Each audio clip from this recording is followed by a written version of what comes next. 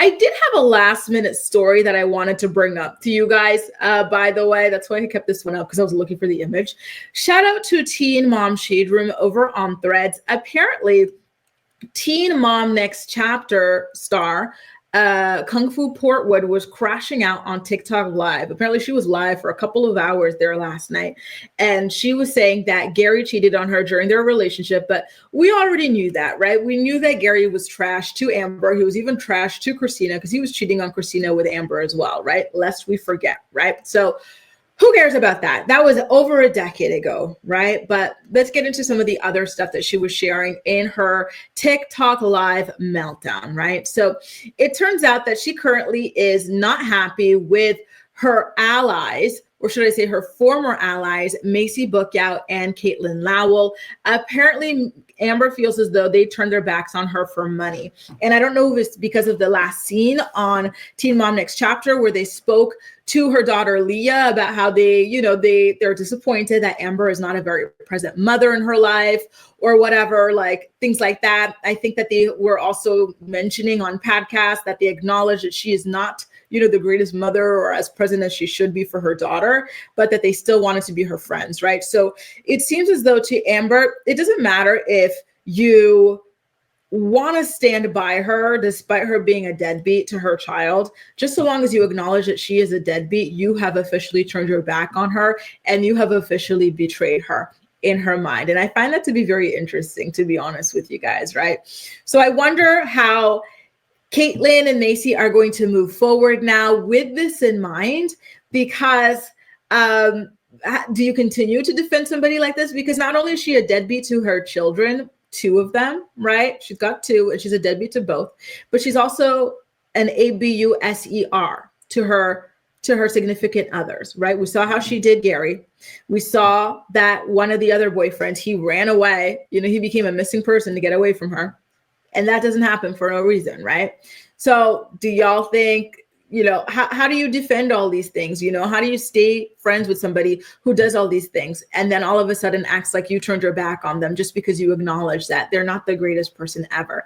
Like, I would hope that at that point, that is when you decide to kind of wipe your hands clean and stop supporting that sort of behavior, right? But I digress. Ramster says, Amber and her tearless crying. Indeed, it never ends.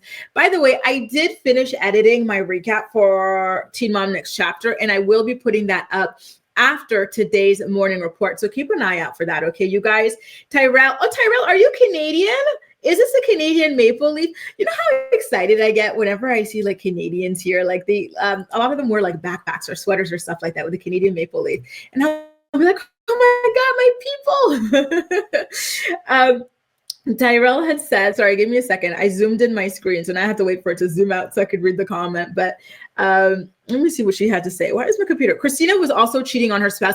And that is true too. Everybody involved in this love triangle, Amber, Christina, Gary, all 3 of them are trifling as hell.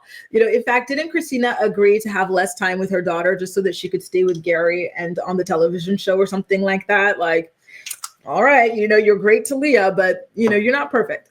Kel says Amber has to get mentally stable. Well, here's the thing, especially when you watch the last episode of Teen Mom Next Chapter, it doesn't seem as though that is her goal. It feels as though her goal is just to use her mental illnesses as an excuse, right? She even brought her mom, take your mom to your therapist day sort of a situation. So it just had the therapist explaining away all the like terrible things she does, as, oh, she's mentally ill. She could do that. And it was so annoying.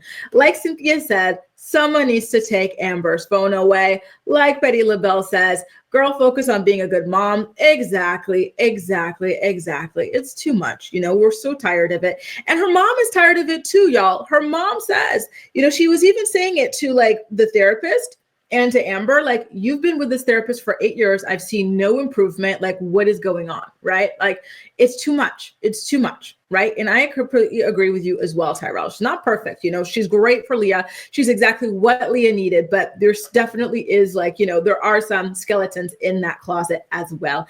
And you know what? Speaking of that, Jaleesa, how much longer do you think they're going to keep her on the show? She couldn't even go to New York with the rest of the cast to film over there because her daughter did not want her there. The network chose her daughter over her. So now the daughter's not filming with her. So which means that they need to get rid of, that storyline, get rid of Leah and Gary and Amber, right? I like Leah a lot. I love her. I adore her. She's so beautiful. She's so smart. She's so sweet.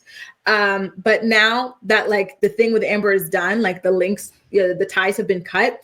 I think she should like not have to constantly talk about like the trauma of the abandonment issues that Amber has caused her. They can phase that storyline out and then, have some more screen time for the people that are left, because there are already too many people on this cast. I don't know what y'all think about that, but that is just my inkling, right? Jessica says, I'm starting to wonder if she's fake symptoms to her child psychologist to get diagnosed. She has an excuse for being horrible. Listen, you know what? There's so many things about her that are so puzzling to me in general. I wonder so many things about her as well, including, and I wonder about that child psychologist of why is he even like sitting down treating a 30-something-year-old woman, like you're supposed to be dealing with children, not like what? Anyway, the whole thing just gives me a headache trying to think about it. You're from Toronto. Shout out to the TO. One of the girls in my salsa class, she told me that she lived for 11 years in Toronto and she became a dual citizen. So she got her citizenship in Canada before coming back to France. So shout out to y'all over there.